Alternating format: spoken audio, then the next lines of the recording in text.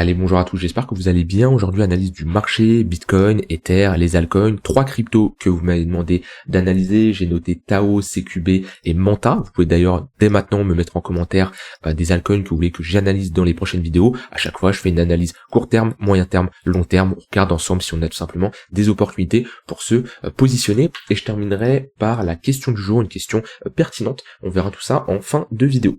Avant que je commence par le BTC, je tiens à vous rappeler qu'il vous reste maintenant que 3 jours pour profiter de l'offre en cours, 200 € offerts sur le programme Devenir Trader, un programme pour que tu puisses tout simplement être autonome en trading et devenir rentable. On passe par 15 modules, 30 heures de vidéo et un accompagnement de mon côté, que ça soit via un coaching et un suivi en message privé, analyse technique, money management, trading de range, trading de tendance, création de sa stratégie, backtesting, amélioration de sa stratégie, mes stratégies à moi, mes setups, comment créer un plan de trading solide, la psychologie de marché, maîtriser ses émotions et j'en passe. Tu as toutes les informations en cliquant sur le premier lien en description. Bien sûr, mise à jour gratuite à vie, c'est un programme qui existe depuis maintenant plus de 2 ans. Je continue à ajouter des stratégies, des setups, à mettre à jour certains cours et surtout un gros suivi via un groupe privé des traders, un coaching personnalisé directement avec moi et un accompagnement à vie puisque je ne te lâche pas tant que tu n'es pas rentable. Tu as toutes les informations en cliquant sur le premier lien en description et je tiens à te rappeler qu'il te reste maintenant 3 jours pour profiter des 200 € offerts. Alors, je commence par le Bitcoin. La dernière fois, je vous ai fait une update, c'était hier soir. On était sur ce niveau de support et on était, au moment où je faisais la vidéo, en train de le break. On a eu ici une tentative de cassure. Rapidement, en 1 heure, réintégration. Quand je regarde comme ça en 4 heures, on a juste une prise de liquidité. C'est là l'importance d'attendre les clôtures et je ne prends jamais des décisions tant que je n'ai pas une clôture qui me montre qu'on a une cassure, qu'on a une validation d'une pattern ou autre. Parce que là, on le voit bien qu'on a eu tout simplement une tentative de break par le bas, échec, réaction acheteuse, et là on a été chercher l'extrémité opposée. Donc pour le moment ce niveau intermédiaire fait bien son taf. Maintenant, sachant qu'on a eu une prise de liquidité, techniquement on n'a rien à faire, on n'a aucune raison de revenir chercher sous ce niveau-là. On peut potentiellement revenir chercher une zone de rechargement entre les 0,118 et 0,786 de cette impulsion haussière. Là-dessus, il n'y aurait pas de souci, ça permettrait de former un creux plus haut que le précédent et constituer une structure pour la suite. Mais techniquement, après comme ça, ce genre de déviation, on ne veut absolument pas revenir en dessous. Ça n'a aucun intérêt. C'est comme ici, la prise de liquidité qu'on a eue à ce niveau-là. Vous voyez, on est revenu retester ce bas, mais on n'a aucune raison de repasser sous ce lot. On a ici pris la liquidité, on a enclenché tous les stop-loss des longues. C'est-à-dire que là, dites-vous que quand on a une mèche comme ça assez basse, tous ceux qui ont positionné un long sous ce creux-là, eh ben ils sont fait stop. Le fait de clôturer des positions longues comme ça, dites-vous que quand vous êtes un acheteur, vous êtes un futur vendeur. Et quand vous êtes un vendeur, vous êtes un futur acheteur. C'est-à-dire que si là actuellement vous avez une position longue, que ce soit en spot ou sur les contrats perpétuels, au moment où vous allez vouloir sortir, pour clôturer votre position, vous passez vendeur. Donc quand on a comme ça pas mal de stop loss qui s'enclenchent, on a ce qu'on peut faire tout simplement, ce qu'on appelle un long squeeze, c'est on a tellement de stop loss à enclencher qu'on a une grosse vente au marché. Et dites-vous qu'un acheteur est égal à un vendeur. C'est-à-dire que automatiquement, si on a énormément de ventes sur le marché, en face, il nous faut une contrepartie. Il nous faut des acheteurs. Et tant qu'on ne trouve pas une contrepartie, eh ben le prix, il va baisser. Il va baisser. C'est comme ça que fonctionne un carnet d'ordre, quand vous avez une vente, d'accord, une vente à découvert. Ici, on est sur du sell market, que ça soit de la liquidation, des fermetures de position manuelles, que ça soit des stop loss ou autres. On a ici une pression baissière et en face, il faut trouver de la liquidité pour exécuter ces ventes. Et le marché baisse tant qu'on n'a pas trouvé cette contrepartie. Et c'est là ce qui est intéressant comme ça qu'on a des niveaux de liquidation, c'est faut regarder comment le marché réagit. Et quand on a comme ça une mèche, ça veut dire que tous les stops qui ont été exécutés, ils sont fait absorber. Ils sont fait absorber par quoi? Par tout simplement des buy limit, des acheteurs passifs. C'est tout simplement des ordres qui étaient en attente d'être exécutés dans le carnet d'ordre, qui ont tout simplement absorbé cette liquidité. Parce qu'il y a 2 manières de rentrer quand vous rentrez sur un marché. Soit vous rentrez de manière agressive, on utilise ce qu'on appelle un ordre market, on se fait exécuter tout de suite maintenant, on prend la liquidité dans le carnet d'ordre, et ça c'est considéré comme un ordre taker, c'est-à-dire on vient prendre la liquidité. C'est d'ailleurs pour ça que vous payez des frais lorsque vous ouvrez des positions en market qui sont beaucoup plus importants que le deuxième type d'ordre, qui sont tout simplement des ordres limites. C'est des ordres qui sont en attente d'être exécutés. On appelle ça des ordres makers, limite comme ça plutôt, des ordres limites qui font tout simplement, qui apportent de la liquidité dans le carnet d'ordre. Et ce qui fait vraiment bouger le prix, ce qui fait évoluer le marché, c'est les ordres market. C'est eux qui ont de l'impact parce que c'est eux qui vont directement impacter l'évolution du prix. Un ordre limite, tant qu'il ne se fait pas exécuter, s'il y avait que des ordres limites, le marché ne bougerait pas. C'est vraiment les ordres market qui font évoluer le prix. Alors ça c'est pour votre connaissance personnelle, c'est toujours bien d'avoir ce type de piqûre de rappel, mais ce qu'il faut comprendre c'est que quand on a comme ça énormément de stop loss qui s'enclenchent, on a une pression baissière avec des sell market qui s'enclenchent, et si on n'a pas d'absorption en face avec des acheteurs passifs, et on peut baisser jusqu'à trouver ici une absorption. C'est pour ça que les gros portefeuilles, ceux qui trade avec des millions, voire des milliards dans d'autres marchés, ou même potentiellement sur le marché crypto, mais même des millions ça suffit pour faire bouger un marché, surtout un marché jeune comme les crypto-monnaies, ils n'ont pas la possibilité, comme nous, un trader avec un capital relativement faible, de manipuler les cours. Et c'est pour ça que nous on a la capacité de rentrer à n'importe quel moment. Si on veut rentrer maintenant sur le Bitcoin, on va se faire exécuter facilement. Si vous avez des millions, des dizaines de millions, des centaines de millions, vous ne pouvez pas rentrer n'importe comment, parce que vous pouvez détruire un carnet d'ordre. C'est-à-dire qu'en face, il faut de la liquidité. Et c'est pour ça que on peut rentrer de différentes manières, mais souvent, on a des ordres fractionnés qui sont utilisés par les gros intervenants pour tout simplement déjà ne pas être repéré dans le carnet d'ordre et sur le marché, et surtout pouvoir se faire exécuter sans influencer le prix. Maintenant, Bitcoin, globalement, toujours baissier quand même sur du moyen terme, même si on a récupéré le tunnel 15 minutes. Moi je vois surtout ici un range. On a eu une bonne impulsion depuis le début de cette nuit jusqu'à l'ouverture ici du marché US. Et marché US, on a plutôt ici un marché baissier. On est dans le tunnel 1 heure, une zone qui fait clairement office de résistance, on le voit bien. On est passé sous le 1 heure pour le moment, c'est un niveau qu'on rejette. Donc ça c'est quelque chose à prendre en compte. Le 15 minutes, il manque un flux baissier pour l'utiliser. Pour le moment, on est globalement avec une faible volatilité, qu'on était à l'intérieur de ce range là. On voit qu'on avait un 15 minutes qui était plat. Donc moi personnellement, je n'utilise pas le 15 minutes comme quand on a comme ça une faible volatilité. Par contre, le 1 heure et le 4 heures sont des niveaux intéressants. Donc c'est vrai que la réaction qu'on a eu quand même cette nuit hier soir, elle est plutôt pas mal. On a ici une prise de liquidité, on comble cette zone d'imbalance, on a une réaction acheteuse. Maintenant, faut pousser, parce que là, si on réintègre, on repasse sous ce niveau-là et qu'on commence à s'installer, pour moi c'est pour faire un creux plus bas. Typiquement, comme je vous l'ai dit, avec ce type de prise de liquidité, on n'a aucune raison de revenir chercher ces creux-là. Maintenant, on est toujours sous le 1 heure. Donc pour espérer avoir une reprise et une reprise qui tient, ça serait bien de repasser sous le 1 heure, flip ce niveau de résistance en support, repasser sous le 4 heures et être dans ce genre de configuration. On a tout simplement un 15 minutes qui fait office de support, un 1 heure qui fait office de support et un 4 heures qui fait office de support. Ça, c'est une tendance clean. C'est-à-dire que sur du court terme, les pullbacks sont des opportunités d'achat. Quand on perd les moyennes mobiles sur du court terme, on revient chercher le tunnel 1 heure. Quand on perd le tunnel 1 heure, on revient chercher le tunnel 4 heures. Ça, c'est une évolution d'une tendance qui est assez clean et qui est assez simple à trader. Là, c'est ce qui manque. C'est-à-dire que chercher des achats, c'est compliqué parce que oui, ok, on break le 15 minutes, on a fait un petit pullback ici pour le moment 15 minutes avec une petite réaction acheteuse, ok, mais juste au-dessus, on a le tunnel 1 heure. Donc là, on est dans une sorte de compression entre les moyennes mobiles court terme et les moyennes mobiles moyen terme. Donc je préférerais patienter. Et moi, je vous l'ai dit, sur Bitcoin, pour vraiment repasser bullish, pour me dire, ok, c'est potentiellement la fin, la correction, que ça soit Bitcoin et les altcoins, faudrait repasser au-dessus des 100 à 1500 $, parce que là, on a un gros bloc de résistance. On le voit bien, à chaque fois qu'on a des tentatives, on n'arrive pas à repasser au-dessus. Voilà pour le Bitcoin, pas grand chose à ajouter. Comme je dis, je reste ce que j'ai dit hier, c'est-à-dire court moyen terme, je reste bearish en cherchant des opportunités de short. Le long terme, j'en ai déjà parlé. Pour moi, on est dans des niveaux où réduire son risque, ça peut être intéressant. Je l'ai déjà fait de mon côté. On n'a pas encore vraiment de signaux de retournement long terme sur le Bitcoin. De toute façon, après le long terme, je vais pas en parler tous les jours, parce que c'est surtout sur des décisions weekly et monthly qu'on prend ce type de décision. Maintenant, quand je regarde en monthly comme ça, oui, la chart reste bullish. Et dans tous les cas, je suis bullish sur les cryptos sur les 10, 15, 20 prochaines années. Maintenant, c'est pas pour ça que pendant des phases, comme on est actuellement, je ne peux pas dérisquer. Parce que oui, même si je pense les 15, 20, 50 prochaines années, j'accentue vraiment le truc, mais on va dire 10-20 prochaines années, je pense qu'on sera bullish sur le Bitcoin, c'est pas pour ça qu'on ne peut pas avoir des baisses de moins 30, moins 40, moins 50%. Et si je fais des vidéos tous les jours, c'est pas pour avoir juste un point de vue investissement très long terme et en faisant une analyse long terme en monthly tous les jours en vous disant je suis bullish. Ça n'a aucune utilité. Là, le but, c'est vraiment d'avoir une analyse multi-time frame sur différentes unités de temps, court, moyen et long terme, pour prendre des décisions d'arbitrage, où sur du court terme, on va réduire le risque, on va prendre potentiellement des shorts, même si sur du long terme, on reste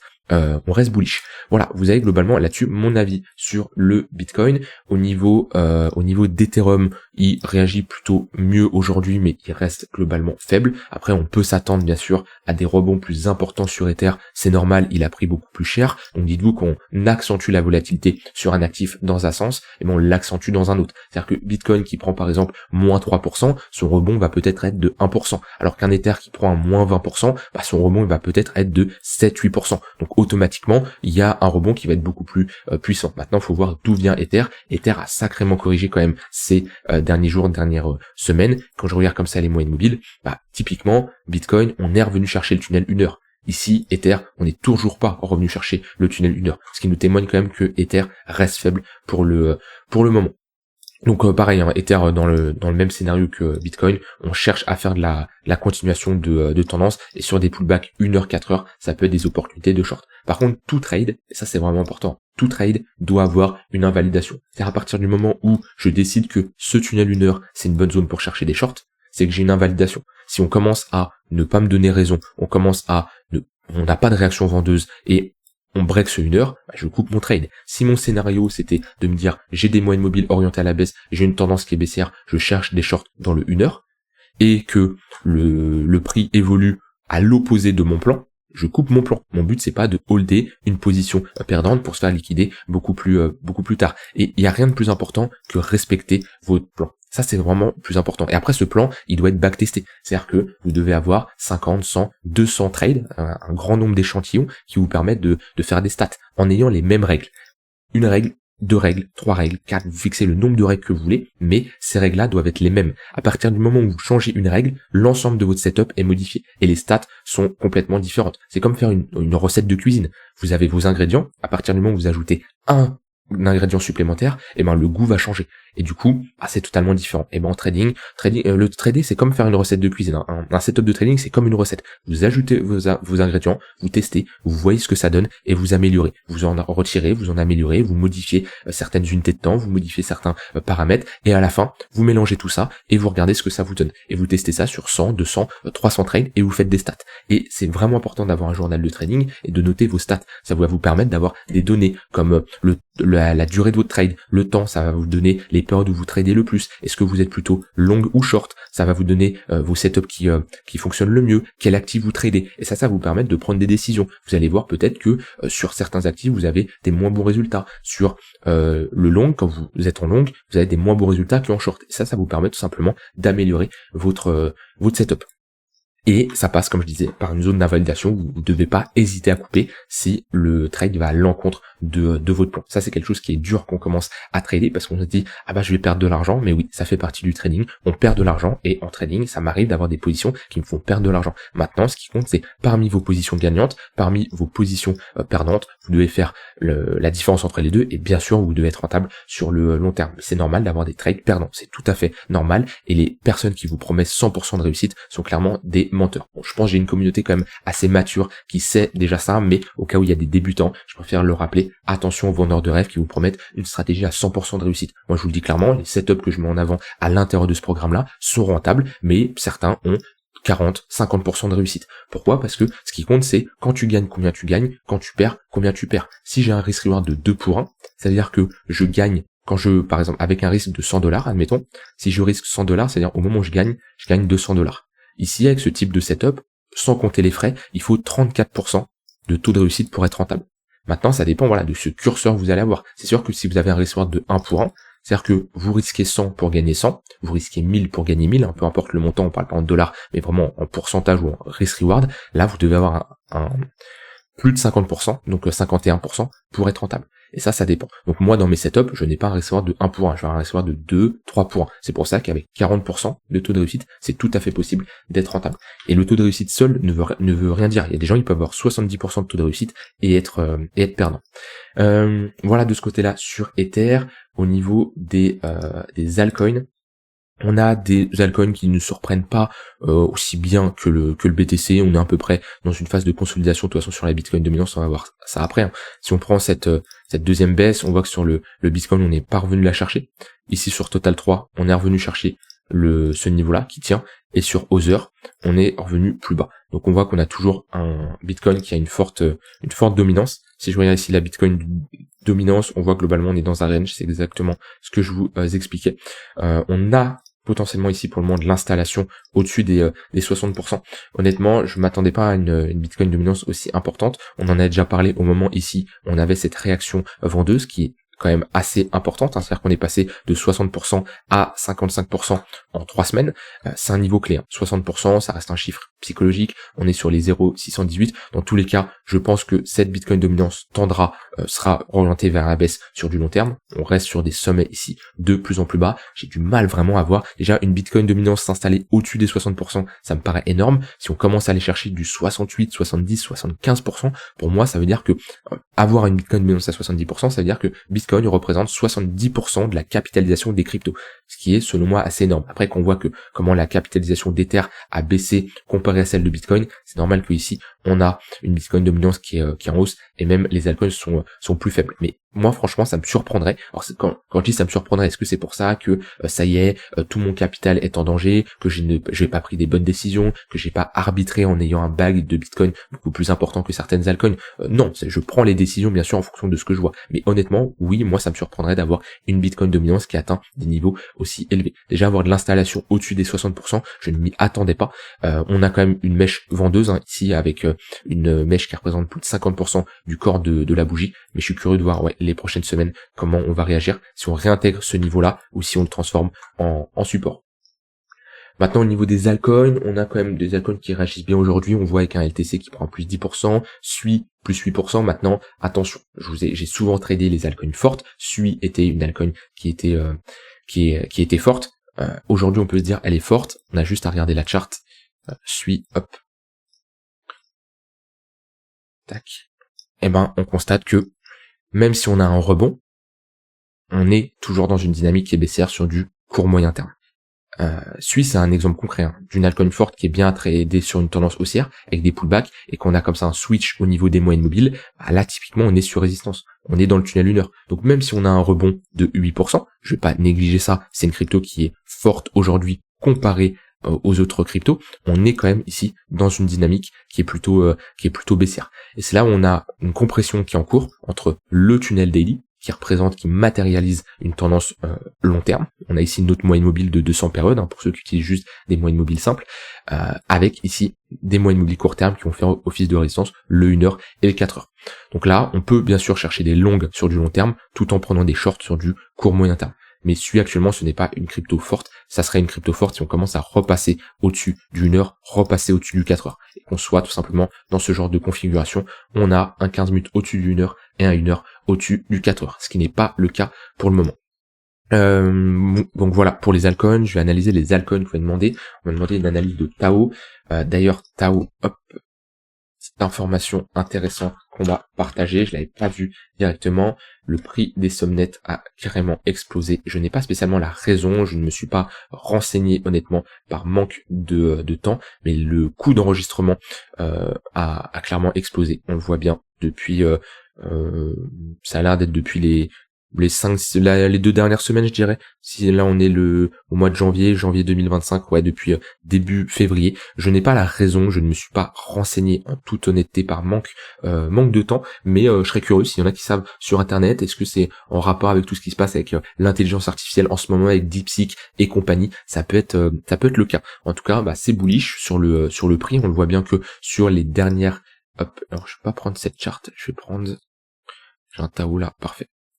On le voit bien sur les 3 dernières journées, on a quand même un bon rebond sur Tao avec un plus de 25%. Globalement, la clôture weekly, on a sauvé la clôture weekly la plus importante, $350. Déjà, c'est un chiffre rond psychologique, mais en plus, on pull back ici la ligne de coup de cette pattern de retournement. Globalement, on est dans un range sur Tao, on le voit bien, une extrémité haute vers les $700, extrémité basse vers les $200, mais niveau important vers les $350. Tant qu'on maintient ce niveau-là, c'est plutôt pas mal. Si on commence à réintégrer en weekly, on aura des chances d'aller chercher la borne basse. Maintenant, on rebondit, mais attention, on a une résistance qui est assez rapide hein, sur Tao. Globalement, la zone entre les 410 $430, c'est un niveau qui fera office de résistance. Par contre, si on le réintègre et qu'on repasse au-dessus de ce niveau-là, on aura de grandes chances d'aller ici chercher l'extrémité opposée. Donc moi, d'un point de vue fonda, je reste bullish sur Tao. Ça reste un bon projet. J'en ai dans mon portefeuille long terme. Je suis exposé sur Tao parce que il a le mérite. C'est la seule crypto intelligence artificielle que j'ai dans mon portefeuille. Je n'ai pas de fait parce que j'y ai pensé à un moment, mais ils ont mal géré leur communication avec la fusion. Pour moi, Tao, c'est un peu la crypto qui a le plus potentiel dans le domaine de l'intelligence artificielle. Alors quand je dis dans le plus de potentiel, j'associe le rendement avec le risque. Ça, c'est vraiment important. Parce que oui, il peut y avoir une crypto faible market cap qui sort de nulle part et qui fait un fois 1000. C'est tout à fait possible. Sauf que je prends beaucoup moins de risques en positionnant sur Tao que sur cette crypto faible market cap qui peut prendre un moins 99,9% en une journée. Voilà, c'est ça que je vais vous faire comprendre. On ne prend pas que en compte la performance, on prend également le risque qui est associé. Donc voilà, Tao plutôt pas mal, la clôture weekly qui nous a faite. À voir si on réintègre ce niveau-là que je vous ai indiqué. S'il réintègre, on peut mettre ici un Fibo, hop. Et dans ce cas-là, grande chance de revenir chercher les 0,58 de Fibo au niveau des $550. Si je mets les moyennes mobiles, hop. Tunnel Vegas, on voit qu'on a rapidement regagné le tunnel 1 heure, ce qui n'est vraiment pas le cas sur beaucoup de cryptos, même Bitcoin, on l'a vu, et là on s'attaque au tunnel 4 heures, qui est d'ailleurs en confluence avec cette zone de résistance qu'on a tracée. Donc ouais, on est clairement sur un niveau assez important sur Tao. On m'a demandé également CQB. CKB. J'ai toujours du mal, je dis toujours CQB, alors c'est CKB, je sais pas pourquoi. Alors, ouais, CKB c'est un peu plus moche qu'un Tao par exemple. Ouais, c'est pas terrible dans le sens où on s'installe actuellement sous ce niveau-là, qui était un niveau assez important à toute cette phase d'accumulation, pattern de retournement. On est passé en dessous, on commence à s'y installer, c'est-à-dire on n'arrive pas à réintégrer, aucune pression acheteuse. On le voit bien ici en weekly, et on pourrait être sur un gros range hein, sur CKB avec une borne haute vers les 0,03, une borne basse vers les 0,003. On le voit ici, ce range qui est bien matérialisé. Maintenant en pullback, on est quand même sur support, donc déjà c'est compliqué de vendre quand vous êtes comme ça sur un gros niveau de support, parce que là on revient chercher l'explosion qu'on a eue et la sortie de cette grosse accumulation.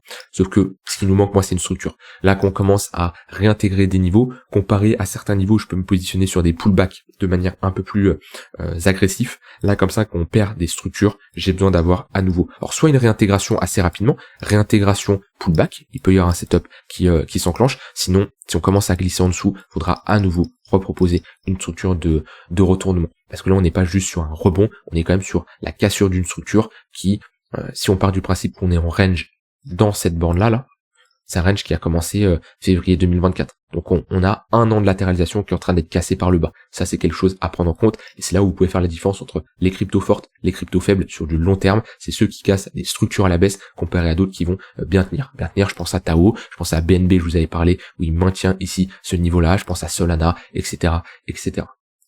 Et on va finir par Manta. On va demander une analyse sur Discord. Ah, Manta, c'est moche. Vous voyez, ça, c'est ce que je vous dis. Ça, c'est des cassures de structure. C'est-à-dire que là, on était dans un range. On a eu ici un break par le haut, hein, je peux même mettre le range ici, break par le haut, réintégration. En général, quand on réintègre, on a de grandes chances d'aller chercher l'extrémité opposée. Et ça, c'est des cassures de structure. Donc là, moi, je ne peux pas me positionner sur une charte comme ça. C'est impossible. Pourquoi ? Parce que on est en train de faire un all-time low et c'est des creux des sommets de plus en plus bas. Si je mets des moyennes mobiles, bon, on n'a pas assez d'historique, mais on a un début de tunnel daily qui fait office de résistance et on a rejeté à l'intérieur. Et là, on est dans une dynamique baissière. C'est-à-dire que les gens qui font du DCA sur ce genre de crypto, franchement, c'est des cryptos qui peuvent continuer à prendre moins 50, moins 70%. Et après, déjà, elle a déjà pris un moins 91%, c'est pas ce qui l'empêche de reprendre ici un moins 80%. C'est tout à fait possible. Donc, pour se positionner sur ce genre de chart, si vous avez une grosse conviction d'un point de vue fonda, pour moi, la meilleure chose, c'est d'attendre une phase de faible volatilité avec ici une pattern de retournement. Quelque chose qui nous montre que, ok, on inverse notre dynamique. Mais là, pour le moment, c'est pas une chart qui est intéressante. Voilà, j'ai rien d'autre à dire de plus. On va terminer avec la question du jour qui est assez intéressante. Simple question, regardes-tu également les graphiques ETH BTC, Tao BTC, etc. Car en tant qu'investisseur à long terme sur le BTC, les graphiques nous montrent que pour accumuler un maximum de BTC, il vaut mieux directement acheter du BTC plutôt que miser sur les alts, en espérant qu'il surperforme le BTC afin d'accumuler plus de Bitcoin. Alors ce qui me dit globalement, c'est ce que je regarde par exemple, vous voyez là on a la charte ETH BTC, c'est-à-dire que cette paire n'est pas contre l'USDT, contre le dollar ou contre d'autres stablecoins, mais contre le Bitcoin. Et oui, je les regarde. Pourquoi? Parce que ça nous permet d'avoir tout simplement une représentation graphique de est-ce que une crypto surperforme le Bitcoin. Ça, c'est ce que longtemps je vous ai dit. Par exemple, ETH BTC, quand on était dans une dynamique haussière, on voit bien que Ether était plus fort que le Bitcoin. Actuellement, il y a très peu de cryptos qui sont plus fortes que le Bitcoin. Sol BTC, c'était pas mal un temps, là on est dans un range. Vous voyez que pendant un long moment, Sol a été plus performante que le Bitcoin. Et le fait de regarder comme ça une paire alt contre Bitcoin, ça vous permet de voir qui surperforme qui. Et est-ce que cette altcoin est plus forte contre le Bitcoin? Par exemple, si je prends un exemple concret qui va être EOS, EOS est faible contre le Bitcoin depuis longtemps. Et il y a des gens qui hold ce genre de crypto et qui me disent oui, non mais ça va se relever, ça va se relever. Même si ça performe contre le dollar, on voit bien que c'est une crypto qui est en bear market contre le BTC depuis un long moment. La charte de LTC, il faut savoir que LTC est en bear market contre le Bitcoin depuis des années. J'ai pas la charte entière, c'est dommage. LTC USD, alors je vais mettre crypto LTC USD divisé par crypto de point BTC USD. Je vais peut-être avoir un truc mieux. Hop, on voit bien que depuis 2014, LTC se fait surperformer par le Bitcoin parce que LTC ici est en tendance baissière. Donc oui, moi je regarde ça. Récemment, Hype,